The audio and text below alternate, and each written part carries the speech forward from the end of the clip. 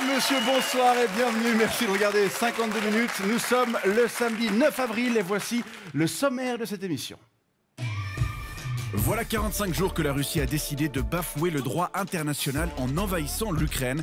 45 jours que nous avons envie de pleurer, de crier et ce soir de chanter. Si vous l'avez déjà rempli, c'est que vous êtes précoce. La plupart d'entre nous ne sait pas trop comment l'aborder et repousse le moment du grand saut. Je parle bien sûr de la déclaration d'impôt, un de ces trucs d'adultes qui nous donne envie de retourner en enfance.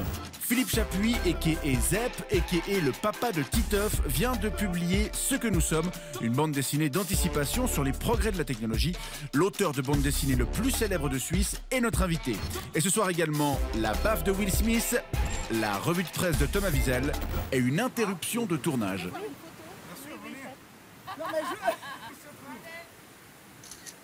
Laisse tout bosser maintenant. Un peu plus de 30 000 Ukrainiens ont déjà été accueillis en Suisse depuis le début de la guerre déclenchée par la Russie il y a un mois et demi. Quotidiennement, ce sont près de 1000 nouveaux réfugiés qui arrivent dans notre pays. Et tout porte à croire que cette cadence va se maintenir au vu de la situation dramatique dans l'est de l'Ukraine. Ce flux migratoire est un défi pour la Confédération, mais surtout pour les communes et les cantons qui sont aux premières loges. Dans le canton de Berne, par exemple, 100 à 150 personnes arrivent chaque jour et le canton pourrait en accueillir 30 000 d'ici la fin de l'année. Berne, un canton où vous êtes établi. Gilles Surchat, bonsoir. Bonsoir. Vous vivez à Reconvilliers et vous avez accueilli une famille ukrainienne. Oui, c'est la famille Miroshnichenko. Il y a Snishana, la maman, Alexander, le fils, et puis Vladislava, la fille. Ils viennent de Novomoskovsk, c'est dans l'oblast de Dnipropetrovsk, entre Kramatorsk et Kremenchuk. Oui, bien sûr, je vois bien, c'est pas loin de Dmitrivka. Oui, je crois que c'est pas très loin. Racontez-nous, comment s'est passée leur arrivée? Ben, en fait, quand j'ai vu à la télévision qu'on pouvait accueillir des réfugiés ukrainiens qui fuient la guerre, ben, je me suis tout de suite inscrit. Oui, parce que j'ai pas mal de place dans mon 3 pièces de la rue du 16 mars à Reconvilliers depuis que Cynthia, mon autruche, elle a déménagé chez mes voisins. Ok. Oui. Donc je me suis inscrit, puis 3 jours après, ils ont sonné à la porte. Ça faisait... Depuis que j'avais cassé le miroir de ma salle de bain, que j'avais plus vu des gens avec l'air aussi malheureux. Mais dès qu'ils ont franchi le pas de la porte, ils ont retrouvé le sourire. C'est vrai qu'on a beaucoup de témoignages de réfugiés surpris par l'hospitalité des Suisses. Oui.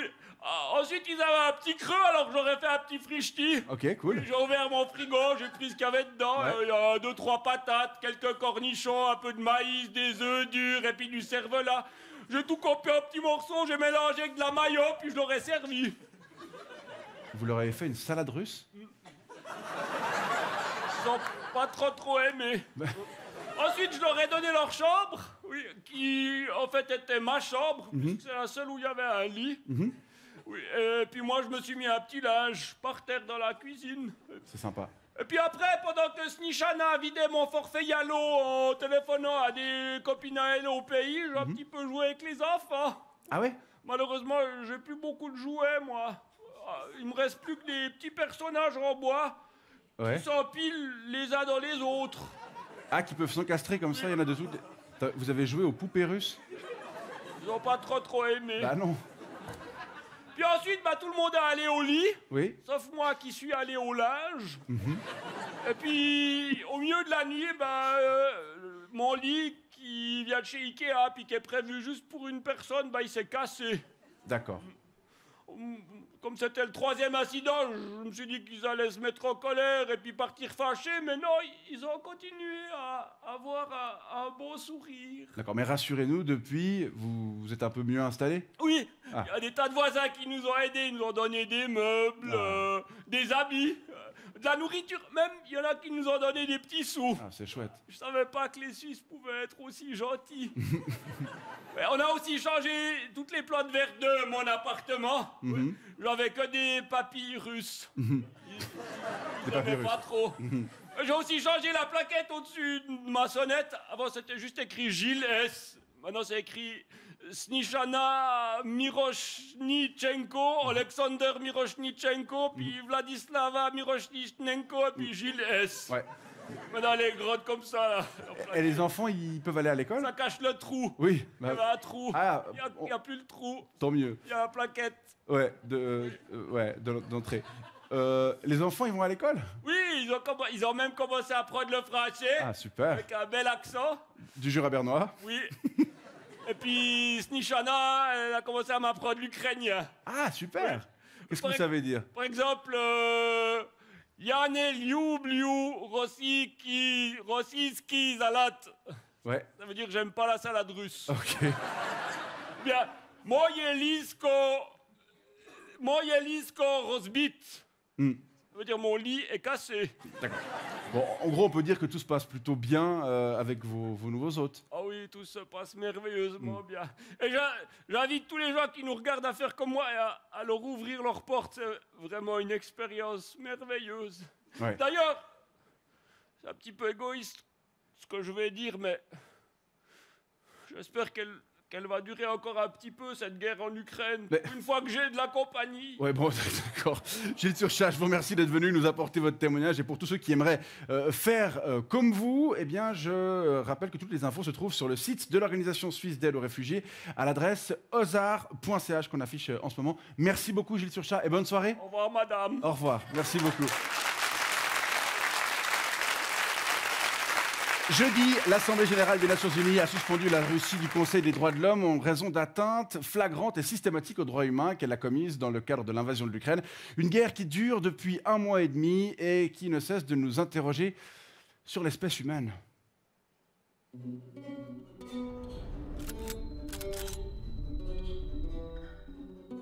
J'abandonne un instant mon journal du matin. Les nouvelles sont mauvaises en Ukraine. Je n'attends plus qu'on se réveille ou qu'on se lève enfin. Il souffle sur les braises et ça saigne. Cette fois je ne rêverai pas d'un nuage de colombes. Je garderai pas pour moi ce que m'inspire le monde. Parce qu'en vrai ce qu'ils voudraient, si on leur permettait, c'est bombarder en paix. Brother from another mother, fire upon the place. Light it up, don't give up. Never give up the fight, man. And big up, Mr. Asia. Tout le monde s'habille de drapeau jaune et bleu. Ça sanctionne, ça dénonce, ça condamne. La diplomatie s'arrache les cheveux. On ferme Ikea, McDonald's. Ils fuient leur quartier en criant les autres postes des mêmes. Toujours surprenante est la nature humaine. Juste aimer, on pourrait, mais en fait, on préfère bombarder en paix.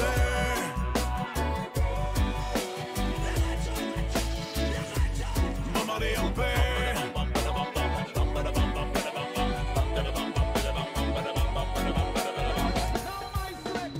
Madame Nature nous a donné ces deux poses opposables. Alors on se très vite pressé de fabriquer des haches de guerre, de dégoupilles et des grenades. Des fois je me dis que toute cette haine c'est peut-être une histoire de mec qui désire le pouvoir encore plus qu'une Bugatti coupée. Et des fois je me dis que moi même si je possédais une quiquette, j'aurais peut-être envie de toujours me la mesurer. Et ça fait au Yémen et au Mali, et ça fait en Ukraine et en Syrie, et ça fera un peu dans tous les pays, si on continue à vouloir sans cesse bombarder en paix.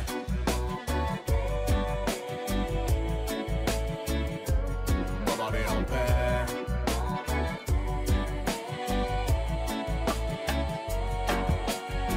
Bombo clad them fuss and fighting around the world, them fire burn go and the youth them from Babylon.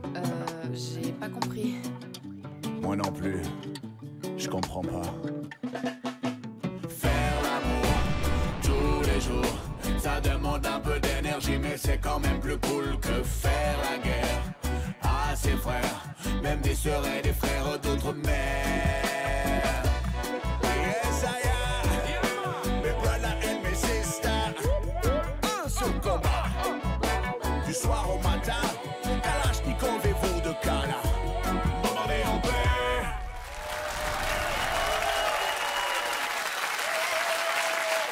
Il vient nous voir de temps en temps pour passer en revue l'actualité que vous auriez peut-être loupée. Bonsoir Thomas Wiesel. Bonsoir Vincent, mais bon, celle-ci, c'était impossible Oui, mais vous de pouvez la la louper. louper, On peut la m'applaudir. Bon, ok. Allez-y, hein. C'est gentil, quelle ambiance. Vous disiez? Cette actu, elle était impossible à louper, Vincent. Franchement, c'est la nouvelle qui a secoué la Suisse romande cette semaine. Le lion des Palinges. Mais oui, on se souvient tous où on était quand on a appris qu'un lion se baladait en liberté dans les Hauts-de-Lausanne. Moi, ma première réaction, ça a été « Mais c'est qui a lancé une partie de Jumanji encore, là ?» Apparemment, une dame a appelé la police et a envoyé une photo du lion. Moi, comme tout le monde, j'ai vérifié la date. 31 mars, pas le 1er avril, donc c'est pas ça. Je pense que si la dame, elle avait appelé le lendemain, la police, elle aurait raccroché directement. Hein. Il y a un lion dans mon jardin. Oui, madame, merci beaucoup, la police a du travail, au revoir. Mais là, ils l'ont prise méga au sérieux. Ils ont diffusé directement la photo partout avec des instructions. Si vous croisez le lion, ne pas courir, se mettre en lieu sûr. Quoi, comment ça, ne pas courir, quoi? Apparemment, croiser un lion, c'est comme quand t'as des ciseaux dans la main à l'école, quoi. Il faut pas courir, c'est dangereux, Dimitri. Donc, si tu tombes sur le lion, t'es censé marcher d'un bon pas, Tranquille. sans courir, jusqu'à un lieu sûr. Il y a quoi comme lieu sûr à Épalinges? Déjà, Épalinges, c'était censé être un lieu sûr. Bien sûr. Ensuite, la police a mené l'enquête. Le premier téléphone qu'ils ont passé, c'est aux autres Servions. Est-ce que vos 2 lions sont toujours là? Oui, je crois qu'on aurait remarqué quand même. À la limite, un lézard, on veut bien, mais un lion. Donc, c'était pas cela. Et là, la presse nous informe que ça pourrait être un lion détenu par un privé, puisque c'est légal en Suisse. Mais quoi? Vous saviez ça? Vous avez un lion chez vous, Vincent? Non, pas encore. Apparemment, on peut. Moi, je l'ai appris à ce moment-là. On peut avoir un gros félin à des conditions strictes, mais c'est légal en Suisse. On n'est pas en Oklahoma où tout le monde a 12 hectares et 8 fusils. On est en Suisse. Moi, j'ai peur que maintenant, les gens qui savent ça, ils vont aller sur Ricardo. Ils vont taper Lyon, pas cher. Bonjour, vous livrez à Cossonay. En attendant, les recherches ont continué avec des gros moyens. Des gendarmes, des policiers, des tireurs d'élite, plusieurs patrouilles, un hélicoptère de l'armée. Ouh là là, ça a dû être quelque chose. Quand ils ont dû réquisitionner tout ce monde. Go, go, go, go, prends le fusil à lunettes, monte dans l'hélico. Quoi, les Russes sont là? Non, non, c'est un lion à Épalinges. En tout cas, c'est dommage qu'on n'ait pas encore eu nos nouveaux avions de chasse. Ça aurait été super pratique. Ils traversent le canton en 4 secondes. Oh putain. T'as vu quelque chose? Bah non. On repasse dans l'autre chance pour faire chier tout le monde. Allez, c'est parti. Et en fin de journée, comme ils ont toujours pas trouvé le lion, ils se sont rendus à l'évidence. Il n'y avait pas de lion, Ouais. en fait. C'était peut-être plutôt un gros chien errant. Voilà, on a quand même passé du lion au grand chien errant en quelques heures. On dirait moi quand je promets à ma copine une nuit torride. Je vais être le roi de la jungle, ça va être Hakuna Matata. Puis après je rentre, puis je suis un peu fatigué. Je me sens un peu Pumba ce Ouais. soir. J'ai un peu mal au dos. Mais revenons au lion. Oui. Enfin, au chien, Oui. du coup. Il peut quand même se la raconter, ce chien, parce qu'il peut dire, je suis tellement balèze que quand je me balade, il y a un hélicoptère de l'armée qui est réquisitionné. Mais le plus important dans l'histoire, Vincent, c'est qu'il n'y a pas de lionne en liberté dans nos rues. On peut dormir tranquille. Enfin, dès que la police aura réquisitionné 2-3 hélicoptères pour retrouver ce terrifiant léopard que j'ai vu cet après-midi au centre-ville de Rolle. Dans le reste de l'actualité suisse, le groupe Emskemi, propriété de la famille Blocher, a interdit d'utiliser à ses employés le mot guerre pour parler de la guerre en Ukraine. Il joue à ni oui, ni non, ni guerre en Ukraine. On peut lire en externe comme en interne, on parlera dès à présent et jusqu'à nouvel ordre de conflit ukrainien. Je crois qu'ils hésitaient entre ça et petite chamaillerie avec les Russes. Emskemi dit que c'est pour protéger leurs employés en Russie, mais c'est surtout pour ne pas impacter leurs affaires. C'est pas la première fois que Emskemi veut continuer à faire du fric malgré des sanctions internationales. Pendant l'apartheid en Afrique du Sud, Christophe Blocher avait contourné les sanctions pour livrer des détonateurs au régime. Et je pense que si on avait eu accès à son courrier à l'époque, il aurait sûrement demandé à ses employés de ne pas parler d'apartheid, mais de séparation des clercs et des foncés comme pour la lessive. Et surtout, interdiction de mentionner les 27 ans de prison de Nelson Mandela. Il faut parler du plus long stage de méditation solitaire au monde. En Belgique, 9 personnes sont restées bloquées sur des montagnes russes à 30 mètres d'altitude dans un parc d'attractions situé dans la ville de La Panne. Pas vrai, c'est une blague belge, ça. Ah, mais ils l'ont un peu cherché là quand même, Vincent. Je veux dire, là, c'est provoquer le destin et il faut pas se plaindre après. À l'heure où on interdit tout ce qui est russe, aller sur des montagnes russes, c'est prendre des risques inutiles. Moi, je pense. Et ils ont été bloqués 4 heures quand même. Ils ont fini tous en hypothermie, mais ils seront dédommagés pour une valeur de 1 500 € par personne pour 4 heures. Ça fait quand même 375 € de l'heure. Pas mal, hein. Ah, c'est des tarifs d'avocat, ça. Hein. Si vous savez pas quoi faire comme job et que vous avez besoin d'argent, devenez touriste bloqué sur des montagnes russes, un métier d'avenir. Au Royaume-Uni, la reine Elisabeth II vient de commercialiser son liquide vaisselle. Buckingham a même précisé qu'elle apprécie faire la vaisselle de temps en temps. Ça veut dire quoi? Une fois en 1964, puis une autre fois en 96. Non mais moi aussi, si j'avais 40 serviteurs qui faisaient tout pour moi tous les jours, je pourrais me dire aujourd'hui, je me sens d'humeur aventurière. Je vais faire un truc un peu fou, la vaisselle. Ouh. Il faut quand même noter que la reine a un outfit parfaitement assorti au produit. Je crois que Nabila peut prendre des notes, c'est très bien maîtrisé. Et Elisabeth II avait même lancé le mois passé son parfum pour chien. Ça se trouve sur Internet si vous avez 55 balles à dépenser pour que votre chien sente bon. Enfin, bon, ce que considère comme bonne odeur une dame de 95 ans anglaise. Donc probablement naphtaline, whisky gelé à la menthe. Et pour terminer, en France, l'une des plus grandes collections d'objets liés à Johnny Hallyday a brûlé dans l'incendie de la maison d'un fan. Je pense qu'à force de l'entendre gueuler « Allumez le feu », ses voisins ont voulu lui rendre service. D'ailleurs, face aux journalistes, le fan a déclaré que malgré tout, il aimerait toujours la chanson « Allumez le feu ». Et moi, je le soupçonne d'avoir foutu le feu juste pour pouvoir faire cette blague dans le journal. On a appris que l'incendie a été provoqué par une couverture chauffante. Ouais. Ça, c'est un objet qui ne doit pas faire partie de la collection, à mon avis. Ah, c'est quand même l'objet le moins rock'n'roll du monde. Une couverture chauffante, je pense, à égalité peut-être avec des semelles orthopédiques, un doodle et Simonetta Sommaruga. Merci beaucoup, c'était la revue de presse de Thomas Wiesel. Merci Thomas. Merci. On se voit dans un mois? Dans un mois. Juste avant la fin de la saison. Et petite question, est-ce que vous avez déjà rempli votre déclaration d'impôt? Évidemment, le 1er janvier. C'est vrai? Oui. Vous êtes complètement cinglé. Et les revenus 21, ça allait? Ah, pas ma meilleure année. Ok. Bah voilà, il y a ceux qui font qui remplissent leur déclaration d'impôt, qui sont bien organisés, et puis il y a les autres, un peu comme moi, qui se promettent de le faire ces prochains jours avant de demander un délai à genoux, s'il vous plaît. Voilà, la déclaration d'impôt, c'est un petit rituel aussi incontournable que désagréable, auquel on n'échappe pas quand on devient une grande personne, en fait.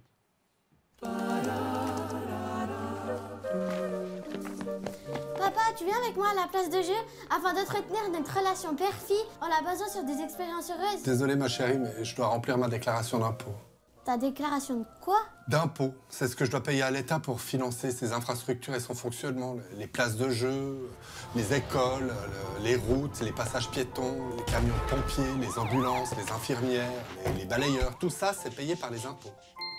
C'est pas gratuit tout ça? Non, tout le monde donne un petit peu de son argent pour payer tout ça. Chez la plupart des gens, les impôts, c'est environ un salaire. Ce que papa gagne pendant un mois. Mais comment il sait ce que tu gagnes, l'État? Et c'est moi qui dois lui dire. Je dois me dénoncer et lui dire de combien il doit me saigner. C'est la déclaration. On fait ça depuis la nuit des temps. À l'époque, les impôts servaient à payer des hommes forts pour qu'ils empêchent d'autres tribus de nous taper dessus, ou bien à payer des prêtres pour qu'ils envoient des soldats taper sur ceux qui croyaient pas comme eux.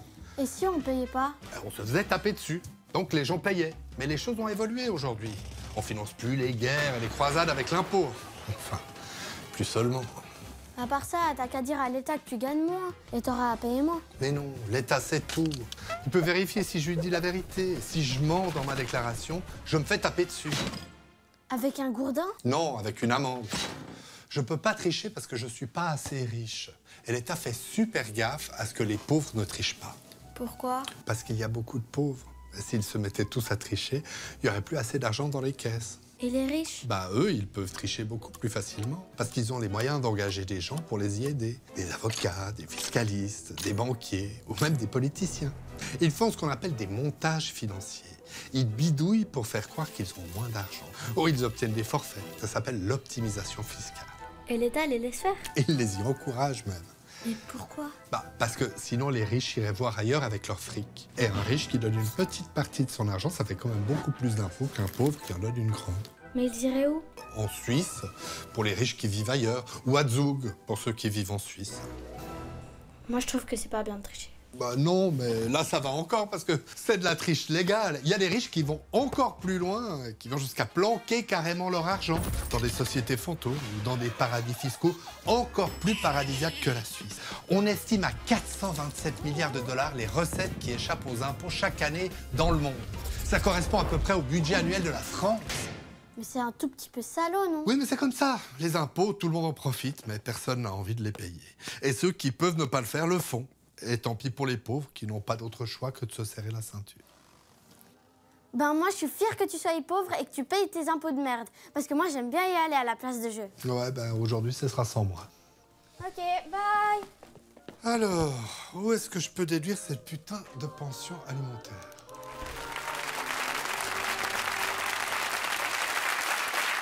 La campagne pour le premier tour de l'élection présidentielle française s'est achevée hier à minuit et dans un peu moins de 24 heures, on connaîtra les noms des deux candidats qui se retrouveront au second tour, ou plutôt celui, toute vraisemblance, les noms de la candidate et du candidat. Une campagne qui a été rythmée par d'innombrables sondages, lesquels confirment le rebrassage des cartes sur l'échiquier politique français avec des partis traditionnels de gauche comme de droite qui se voient relégués au second rôle. On va en parler avec vous. Gaspard Dujean, bonsoir. Bonsoir. Vous êtes éditorialiste à l'hebdomadaire français Marianne. Alors, comment vous expliquez ce rebrassage des cartes que j'évoquais? Oui. Oui, vous permettez que je fasse semblant de réfléchir un instant? Bien sûr. L'explication que je vais vous donner, je l'ai déjà donnée sur une quinzaine de plateaux, tous bien plus prestigieux que le vôtre, soit dit en passant. Il faut que vous ayez l'impression qu'elle est inédite afin de justifier mon cachet. Ce rebrassage, je l'explique par un éclatement de la société française. Il n'y a plus aujourd'hui une France, mais une multitude de France. Lesquels? Allons du bas vers le haut, si vous le voulez bien. Absolument, allez-y. Il y a d'abord la France des cutéreux. Celle de ceux qui ne voient le salut que dans une participation à l'amour et dans le pré. Une France qui vote peu, et pour cause, elle sait à peine lire, alors imaginez écrire. Et de toute façon, son poids électoral est si dérisoire qu'on n'a absolument rien à faire d'elle. Donc vous parlez de la France agricole. Si vous voulez. Ensuite, il y a la France des sans-dents, la France des obèses qui se nourrissent aux abords des ronds-points et qui passent leur samedi chez Castorama à rêver devant une visseuse perceuse qu'ils ne pourront jamais s'offrir. Ça, c'est la France ouvrière. Non, il n'y a plus d'ouvriers en France. C'est la France des call centers. Qui votent Le Pen, Zemmour ou Mélenchon, un vote qui, pour elle, s'apparente à un cri ou à un crachat. Et puis, il y a la France pavillonnaire, celle des pharmaciens, des cadres de PME, qui vivent à au moins 100 km de la première librairie. C'est la France de la petite bourgeoisie de province. Oui, une France qui vote Pécresse, Zemmour ou Le Pen. Ou parfois Macron, si elle regarde le journal de 20h de France 2, ou si elle daigne ouvrir de temps en temps un exemplaire du Monde. Il y a aussi la France des quartiers sécurisés, celle des aînés qui rôtissent sous anxiolytiques et tels des dindes sur des terrasses à Toulon ou Cagnes-sur-Mer en sirotant un pastis. Ça, c'est la France des retraités. Oui, qui votent Le Pen ou Zemmour par esprit réactionnaire ou par paresse intellectuelle. Et puis, il y a la France décérébrée. Celle qui regarde Cyril Hanouna tous les soirs après avoir erré dans le square au pied de sa tour en consultant des offres pour des emplois non qualifiés qu'elle ne décrochera jamais. Donc ça, c'est la France des banlieues. Voilà. Ouais. Qui vote également Le Pen, Zemmour ou Mélenchon pour les mêmes raisons que la France descendant, ou qui ne vote pas du tout parce qu'elle a passé toute la nuit à jouer aux jeux vidéo et à consommer des opiacés. Et enfin, il y a la France urbaine, lettrée, la France humaniste, ouverte au monde, la France parisienne, la France des Lumières, qui a les capacités cognitives pour comprendre qu'Emmanuel Macron est le seul candidat raisonnable, monsieur, raisonnable parmi l'inventaire désespérant qui est soumis à son suffrage, monsieur. Ça, c'est la France à laquelle vous appartenez, monsieur. Naturellement.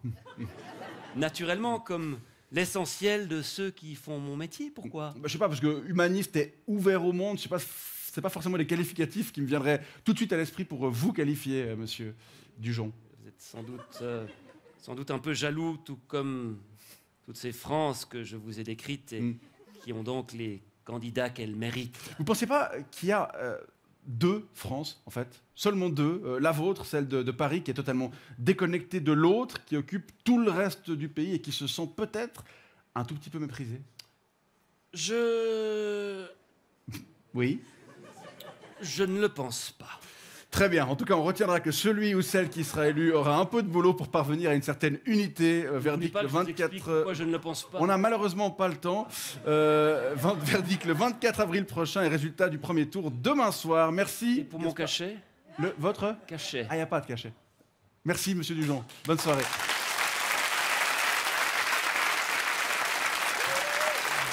Il y a 2 semaines, à Hollywood, l'Oscar du meilleur acteur était remis à Will Smith pour sa performance dans La méthode Williams, mais c'est surtout sa performance lors de la cérémonie qui a marqué les esprits. Une bonne baffe dans la face à Chris Rock, qui a aussi ébranlé Audrey Hepburn. Je suis scandalisé. Il m'a dit, mec, j'aime pas ta cravate. Elle est moche et trop classique. Ah, le culot du type, t'as fait quoi? Je l'ai défoncé, on parle pas en mal de ma cravate. Ah, c'est normal.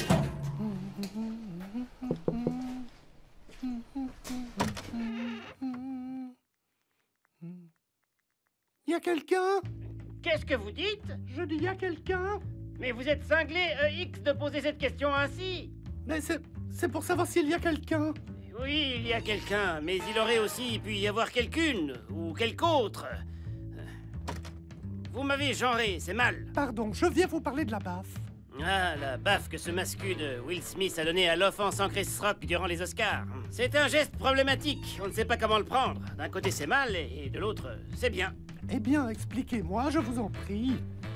Je suis un peu mal à l'aise, je ne voudrais pas être taxé de mansplaining, mais vous me le demandez, alors je vais m'exécuter. D'un côté, Chris Rock a fait une blague pas drôle sur une femme qui souffre, et pour ça, il mérite d'être châtié vertement. Mais pas de se faire frapper. Non, enfin, si, mais pas par un homme qui défend sa femme, c'est malvenu. Mais alors, c'est elle qui aurait dû le taper? Non, elle aurait dû détruire sa vie. Depuis quelques années, nous travaillons à une société plus juste, où on ne peut pas dire n'importe quoi sous peine de se faire humilier publiquement. Mais Will Smith, ce pauvre représentant du patriarcat, n'a pas compris, et il a agi un peu comme ceux qui ont fait ça. C'est le siège de Charlie Hebdo, après le massacre. Oui, un terrible moment de l'histoire. Tous ces morts. Environ 12. Mais quel rapport? Eh bien, les dessinateuristes de ce torchon, faisaient eux aussi des gags plus ou moins drôles à propos de gens qui s'en offensaient. Et offenser les gens, c'est pas ok du tout. Mais pas au point de se faire mitrailler à la Kalachnikov. La violence physique, c'est pas bien. Nous préférons l'humiliation sociale. Donc vous n'êtes pas d'accord sur la forme, mais dans le fond, vous approuvez. Que la baffe soit physique ou sociale, l'important, c'est que les humoristes ferment leur gueule.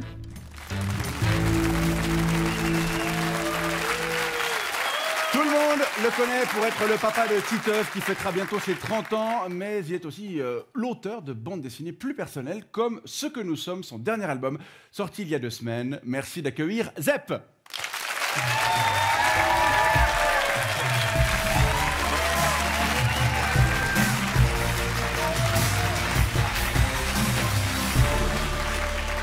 Bonsoir et merci d'avoir accepté notre invitation et merci d'avoir annulé un déplacement promo à Paris.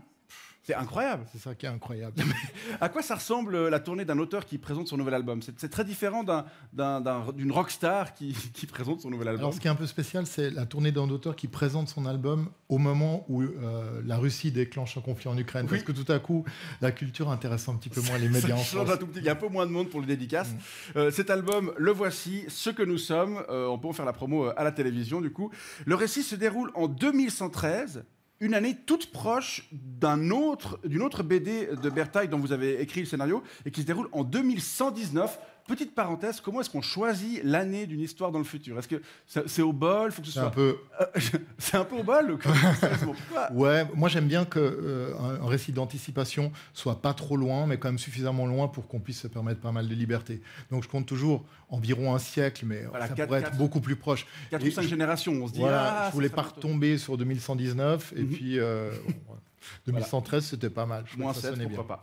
Alors, je tente un résumé. Dans cet album, on suit Constant, donc ce jeune homme qui, grâce à un implant, possède un second cerveau connecté qui lui permet plein de choses, comme par exemple de ressentir ce que ça fait de se faire dévorer par un requin.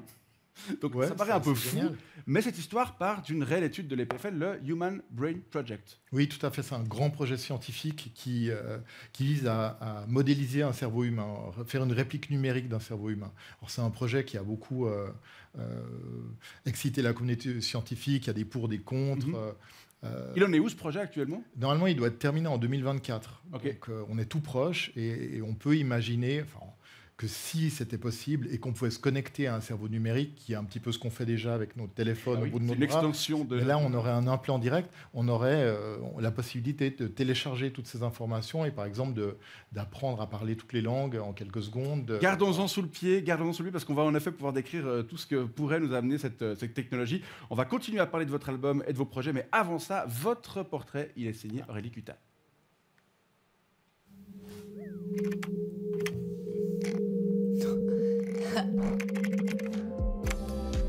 Philippe Chapuis, il naît ici, pas loin de Genève, il y a 54 ans, mais à l'époque, il n'y avait pas encore la fresque. Son père est flic, sa mère est couturière. À 12 ans, il crée son premier fanzine et l'appelle Zep, en hommage à son groupe préféré. Ah, bah pour l'école, ce sont les Arts Déco de Genève qui lui filent un diplôme. En même temps, à Bruxelles, Spirou l'engage. Son premier personnage n'a pas de mèche, il s'appelle Victor. Grâce à un appart qu'il loue en face d'une cour d'école, il pond le personnage de Titeuf. Le premier album sort en 1993 chez Glénat. Et dire qu'avant, d'autres éditeurs lui avaient dit non, ils doivent encore se mordre. Depuis, 17 albums sont sortis, vendus à 25 millions d'exemplaires. Ça fait pas mal de droits d'auteur. Il les vend jusqu'en Chine, jusqu'au Liban. فيليب شابوي زاب هو من مواليد سويسرا سنة 1967 متخصص بهندسة الديكور من جامعة جنيف. Zep semble impassible devant ce succès, alors que Titeuf se la raconte un peu plus. Entre son entrée au musée Grévin et ses envies de bronze, il voit les choses en grand. À côté des BD, Zep, c'est vrai, il a à peu près tout fait. Il a chanté avec Goldman, reçu le Grand Prix de la ville d'Angoulême, il a dessiné des timbres, il a dirigé un magazine, écrit une chanson pour Johnny. Laissez tant de filles en larmes sur des quais de gare.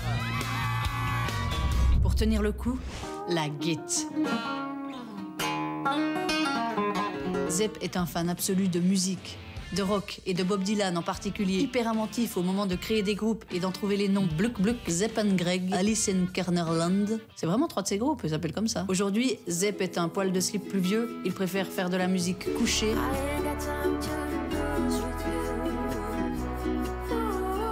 Et raconter pour la RTS des histoires que 4 gaillards ont déjà prémâchées pour lui il y a 2000 ans. Zep, j'ai une question, mais je vous la pose en allemand pour pas faire peur aux gosses. Vous faites plein d'autres trucs, toujours plus. Est-ce que ça veut dire que Titeuf wird sterben? Alors? Non, Titeuf wird pas du tout sterben. Il wird nicht sterben? Non, nicht at all. Bah là, il y a plein de trucs prévus vu qu'il va avoir 30 ans. Il a 30 ans cette année. En fait, la première publication, c'était en mars 92 à Genève, mais le premier album, c'est en janvier 93. Donc, il y aura beaucoup de choses l'année prochaine autour de Titeuf et probablement un voire plusieurs Gold albums. Voilà, un Gold album. Je vous présente Hubert Van de Meulebroek. Van de Meulebroek, je ne sais pas comment... Meulebroek, bonsoir, bonsoir, monsieur Zep. Bonsoir. De bande dessinée. Oui. Et vous avez lu ce dernier album. J'ai lu ce que nous sommes, en effet. Je dois dire, je suis un peu partagé, comme la Belgique. Pourquoi? Bien, parce que d'un côté, je salue l'effort de s'éloigner de l'univers pipi-caca-vomi que vous alimentez chez Glénat. Hein. Je salue cette tentative d'anticipation intelligente et critique. C'est vrai, vous vous sentez un peu en manque de crédibilité ou de reconnaissance? Non, c'est juste que tout à coup, il y a des thèmes que je ne peux pas traiter avec mon dessin pipi-caca-vomi. Donc, il faut développer un autre dessin. C'est la quatrième fois. Ouais. C'est un peu votre antichambre comme ça de thèmes inadaptables pour Titeuf. Oui, mais enfin, même ces thèmes pourraient être traités dans Titeuf, mais la manière de les traiter est différente. Et puis moi, j'adore le récit d'anticipation. Et voilà, il faut développer un dessin pour ça. Et formellement, c'est aussi très différent au niveau du dessin. Mais d'un autre côté, oui. Vous auriez tout de même pu nous trouver autre chose à nous raconter, hein, dans une ambiance plombée par la pandémie, la guerre en Ukraine, le rapport du GIEC. Là, c'est tout bon, on lit votre livre et on n'a plus qu'une envie, c'est d'aller s'acheter une locomotive. Pourquoi? Pour se jeter dessous. Vous pensez que la réalité un peu glauque que vous décrivez dans cet album a des chances d'advenir? Ou qu'elle est déjà advenue? Ou on est déjà en train de... Il y a une partie qui est déjà là, en fait. On a déjà tous un exo-cerveau avec notre téléphone au bout de la main. On a déjà délégué beaucoup de choses. Je pense qu'on a déjà perdu un certain nombre de facultés mémorielles qu'on a déléguées aux machines. Donc, tout ce discours autour de l'humain augmenté, c'est un humain... Et quand vous êtes en train de dessiner sur votre bureau, vous ne dites pas « Ah, c'est plus cool de faire des gags, des choses qui font rigoler avec... » Qui est le vrai Zep? Je suis en train de décrire un monde horrible. Qui est le vrai Zep? Est-ce celui qui rigole en faisant pipi caca caca et du vomi, ou est-ce celui qui nous déprime et nous donne envie d'aller nous jeter sous une locomotive? Où est-il, ce Zeb? Ce sont les deux, quoi. Vous êtes un être complexe. C'est ça. Pourtant, un être multiple. Et il y a de quoi s'inquiéter, hein. Vous le dites, l'évolution de l'espèce humaine s'est arrêtée il y a 5000 ans et depuis, on est devenu inutile. C'est vrai, ça? Alors, c'est un des personnages de l'histoire qui le dit. Hein. Moi, je ne partage pas tout ce que disent les personnages, mais c'est un postulat intéressant. C'est vrai que on s'est adapté à notre planète et à un moment, on a décidé que c'était terminé et que la planète allait s'adapter à nous. Et ça, vous le dénoncez, finalement. C'est comme un cri. Avec non, mais c'est une hypothèse. Et en fait, moi, ce que j'aime dans la science-fiction, c'est que on raconte un futur possible. C'est pas le futur que je souhaite forcément, mais on nous raconte ce qui va nous arriver. On est un peu comme une voyante. On peut rêver, il va se passer ça. C'est pas cauchemardé. forcément un truc qui fait rêver. C'est toujours un récit qui doit faire peur. En fait, la SF, ça doit faire peur pour que ça nous fasse réagir et que ça soulève des questions intéressantes. Pourquoi avoir publié ça chez Rue de Sèvres, qui n'est pas un éditeur mais une adresse, plutôt que chez Glénat, qui vous publie habituellement vos histoires de Titeuf? Glénat, c'est mon éditeur de Titeuf, et moi j'aime bien avoir pour chaque projet un éditeur différent. J'ai même eu des éditeurs belges. Oh, ça? Allez. Pour faire quoi? Pour éditer quoi? Lesquels dit? Ah oui, dit. Vous le faites très bien. Dit lesquels dit? Oui. J'ai fait 2 albums chez Dupuis. Ah oui, non, ça c'est pas vraiment Mais belge. bon, hein. C'est une multinationale possédée à grande partie par des actionnaires français. Voilà, absolument. Mais derrière tout ça, derrière les maisons d'édition, il y a aussi des revenus. On imagine que... Ça y est, on parle de fric. Oui, mais ça fait toujours du bien. Ces albums plus personnels, évidemment, sont moins rentables que les albums de Titeuf. Oui, il y a moins de lecteurs. Glénat serait pas monstre chaud à vous éditer ces projets plus perchés. Je vais pas parler pour Glénat, mais je trouve que c'est bien d'avoir un éditeur pour chaque projet, en fait. Comme une guitare pour chaque musique qu'on veut jouer. Ouais, Comparaison. Le tirage de ça par rapport à Titeuf, c'est comment? Tout de suite les chiffres. C'est aujourd'hui un Titeuf, c'est 500 000 exemplaires, et ça, c'est 100 000 exemplaires. Ah, quand même, 100 000, là, bah, c'est pas si mal, un puis, cinquième. en Mais termes ça c'est plus cher, alors ça rapporte plus de droits d'auteur, donc ça fait plutôt un rapport de 1 à 3. Vous discuterez après des détails 3,2, je pense. 3,2 financiers. Oui. Mais au niveau du travail, est-ce qu'un Titeuf est beaucoup plus vite fait que Non. celui-là? Non, Ça change non. rien? Là, il y a une partie de pages est pareil, quasiment. Non, il y a plus de pages, dans presque celui-là. le double. Mais en fait, il y a un travail plus long de documentation, pour monter l'histoire. Mais une fois que l'histoire est faite, à dessiner, ce dessin-là va plus vite que le dessin de Titeuf. Combien d'albums de Titeuf avez-vous commis? 17. Est-ce qu'il vous est déjà arrivé de récupérer une planche en changeant juste les phylactères? Jamais. Ah, Jamais. mais ça pourrait être pas comme Fab Caro. Non. Non, mais c'est un exercice intéressant. On l'a fait une fois avec Gottlieb. On a échangé nos planches. Et chacun a écrit dans les bulles de l'eau. Ça marchait ou pas? Ce qu'a fait Gottlieb sur Titeuf est hyper drôle. Moi, ce que j'avais fait, c'était assez nul. J'ai une question. Est-ce que c'est pour espérer vendre peut-être vendre l'intégralité des 100 000 exemplaires que Rue de Sèvres a imprimés de cet album, qu'il y a des scènes de cul à l'intérieur, des scènes de sexe? Oui, car on sait votre goût pour la chair, hein, ce goût est réputé, mais de là à dessiner votre fils en train de faire l'amour à une chanteuse célèbre, vous en avez parlé à votre psychanalyste? C'est vrai que c'est un petit peu étrange. En fait, pour ce dessin-là, qui n'est pas mon dessin premier, qui est un dessin réaliste, je demande toujours à des gens de poser pour moi. Et là, en l'occurrence, la séance de pause avec votre fils en train de baiser, c'était pas très gênant? De faire l'amour, monsieur. Parce qu'en effet, c'est vous n'avez votre pas lu fils. la bande dessinée, il baise. Oui, si, je l'ai lu. Oui, mais bon. Il avait gardé son slip. Mais c'est en effet votre fils et Alizé Oswald, la chanteuse. La chanteuse d'Alios. Et donc, Ils ont vraiment fait l'amour. Mais... Bah, je me renseigne, hein. C'est une fiction. Non, mais donc là, comment ça se passe? Vous leur demandez de... C'est ça, ouais. En fait, je fais un storyboard de toute mon histoire qui est dessiné de manière assez rudimentaire. Et après, je demande généralement à des amis, des gens assez proches, parce que je vais avoir besoin d'eux plusieurs fois pour l'album. Voilà, ils doivent revenir et qui posent pour moi. Donc, c'est l'album précédent, Diane, qui était une histoire autour des arbres, de la forêt. C'était mon fils aîné, le grand frère de Charles, qui avait posé. Et cette fois, c'est son petit frère. Donc, Vous emmerdez chaque fois un peu de manière différente. C'est ça. Dis, tu peux faire encore une pause. Alors, les gens qui viennent à la maison disent « ça doit être formidable de poser pour un album. » Et en fait, c'est non, c'est monstre chiant. D'être le fils. Oh, quelle merde. Comment le rapport avec vos enfants, le rapport à la célébrité, ils ont pas envie, ils vont faire ça, ils s'intéressent Je pense domaine qu'aucun artistique. va dessiner. Ouais. Ils dessinent tous. Ouais. Ils dessinent tous. Par obligation. Charles dessine très bien, par exemple. Et vous, est-ce que vous mais c'est- posez ils des n'envisagent pas questions comme un métier. chiantes? Oui, très souvent. Ah, bah, fais comme vous. alors. Oui, c'est ça. On voilà une d'ailleurs nouvelle. Dans cette histoire, donc on l'a dit, l'humain dispose d'un second cerveau numérique et totalement connecté. Ce qui pourrait en faire rêver plus d'un, vous l'avez dit tout à l'heure, apprendre des langues en un instant. Hein. On a tous appris l'allemand à l'école pendant 8 ans et on n'en a rien retenu. Ou alors on apprend des langues. J'ai ou alors appris on le peut... flamand. Ah, c'est vrai, c'est hyper dur le Je n'ai flamand. rien retenu. Vous n'avez rien retenu. Non, mais on peut aussi faire des voyages, je l'ai dit, avoir la sensation de se faire manger par un requin, toutes sortes d'expériences. Vous, Zep, si vous aviez demain la possibilité d'avoir une sorte de mise à jour de votre système, c'est quoi le truc? Puisque je pense que vous n'avez jamais pris de drogue. Non. Voilà. C'est quoi le truc que vous auriez envie d'essayer? C'est parler plein de langues, enfin télécharger toutes les langues. Je trouve que côté, c'est un fantasme génial. Parce qu'il peut aussi vivre toutes sortes d'expériences sensorielles, c'est des revivre. Je sais pas, imaginer qu'on va être à Woodstock ou revivre des événements importants, mais ce sera toujours fait, et on le sait. Ouais. Tandis que parler tout à coup toutes les langues, Vous l'utilisez de manière instantanée, c'est un rêve.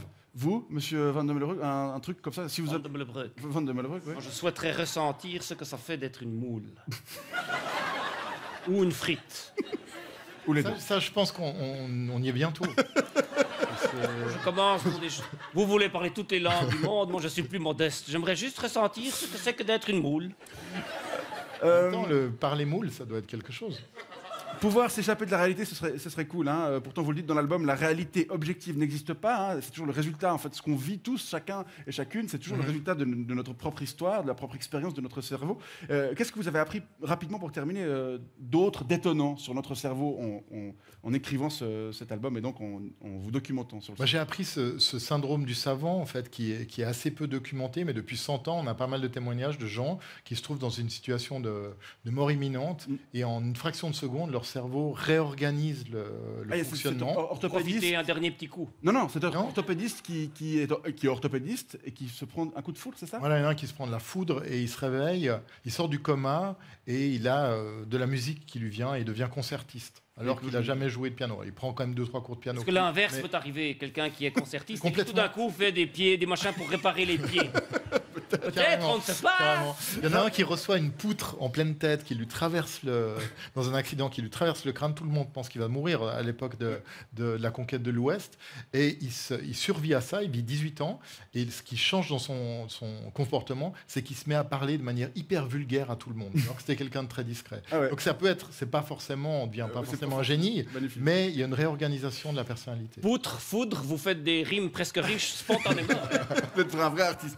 Rapidement, on revient sur 2022, vous l'avez dit, c'est les 30 ans de Titeuf, il y aura quelques... Est-ce qu'il y a des choses qu'on peut dire Ouais, mais il y aura une ou deux expositions, il y aura un beau livre, un peu anniversaire, un livre d'or, et puis probablement un nouvel album de Titeuf. Et plein de t-shirts à vendre également comme avec du sperme. Je vous propose maintenant de répondre à 3 questions que les téléspectateurs tristes nous ont laissées pour vous. C'est notre séquence répondeur.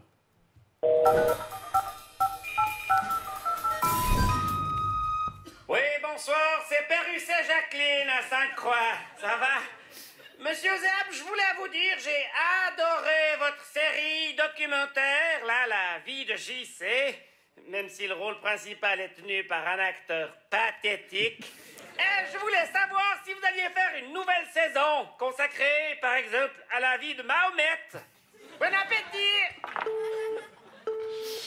Je ne sais pas si l'acteur est partant pour faire Mahomet, mais... Faut lui demander, je sais pas si on va lui demander, on va lui demander. Prochain message. Bonsoir, Schmutz, Arau.